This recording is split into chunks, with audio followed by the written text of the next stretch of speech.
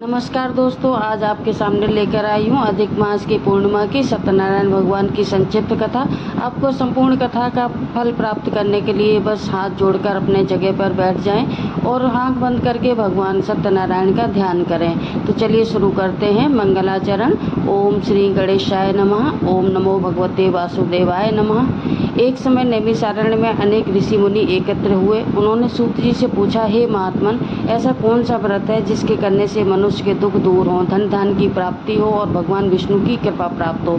तब सूत जी ने कहा, मैं आपको स्वयं भगवान श्री हरि द्वारा बताई गई सत्यनारायण भगवान की कथा को सुनाता हूँ। प्रथम अध्याय इस प्रकार है। एक निर्धन ब्राह्मण कथा में प्राचीन काल में एक काशी नगरी में अत्यंत गरीब ब्राह्मण रहता था। वह प्रतिदिन भिक्षा मांगकर अपना जीवन चलाता था। एक दिन भगवान विष्णु वृद्ध ब्राह्मण का रूप धारण करके उसके पास आए और बोले, हे ब्राह्मण, तुम सत्यनारायण भगवान का व्रत और कथा करोगे तो तुम्हें सारे दुख दूर हो जाएंगे। ब्राह्मण ने श्रद्धा से व्रत किया। कुछ ही समय बाद उसकी आर्थिक स्थिति सुधरने लगी, घर में सुख समृद्धि आने लगी और इस प्रकार से भगवान सत्यनारायण की उसको कृपा प्राप्त हुई। दूसरा अध्याय है लकड़हारे की कथा।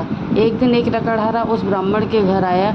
उसने पूजन पाठ करते हुए कथा को कारण सुना और कारण पूछा। ब्राह्मण ने उसे सत्यनारायण व्रत का महत्व बताया। लकड़हारे ने भी मन से संकल्प किया कि आज जो भी कमाई होगी उससे वह भगवान की पूजा करेगा। उस दिन उसे सामान्य से अधिक धन प्राप्त हुआ। उसने प्रसन्न होकर सत्यनारायण भगवान का व्रत किया और धीरे धीरे उसका जीवन सुखमय हो गया। तो इस प्रकार से उस लकड़हारे को भी भगवान की कृपा प्राप्त हुई।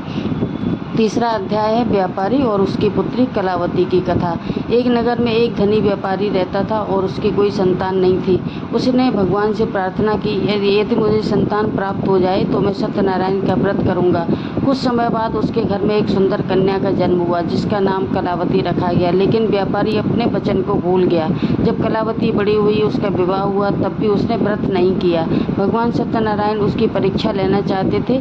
व्यापारी और उसका दामाद व्यापार के लिए गए जहां उनकी चोरी का झूठा आरोप लगा और दोनों को कारागार में डाल दिया गया और इधर घर की सारी संपत्ति भी नष्ट हो गई। जब व्यापारी की पत्नी और पुत्री अपनी भूल का एहसास हुआ तब उन्होंने श्रद्धापूर्वक सत्यनारायण का व्रत किया। भगवान की कृपा से व्यापारी और उसका दामाद जेल से मुक्त हुए और खोई हुई संपत्ति भी मिल गई। तो इस प्रकार से कलावती और उनके पिता का भी कल्याण हुआ और सारा कृपा प्राप्त हुई भगवान की।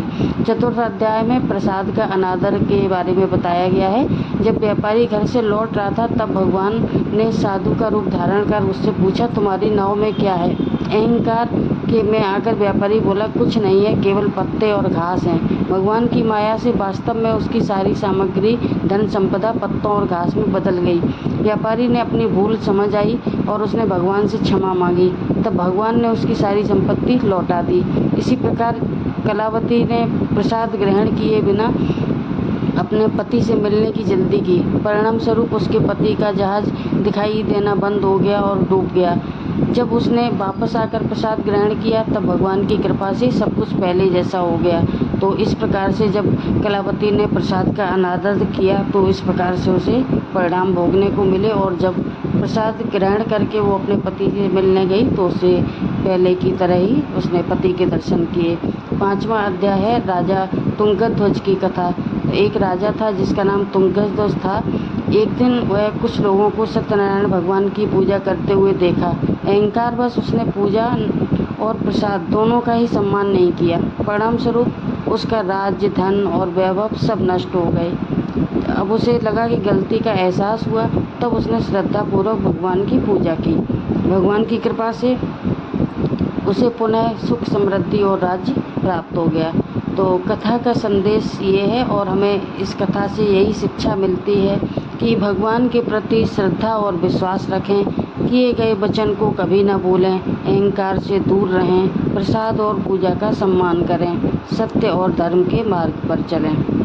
जो व्यक्ति श्रद्धा और भक्ति से सत्यनारायण भगवान की कथा सुनता है और सुनाता है उसके जीवन में सुख, शांति और सकारात्मकता का वास होता है।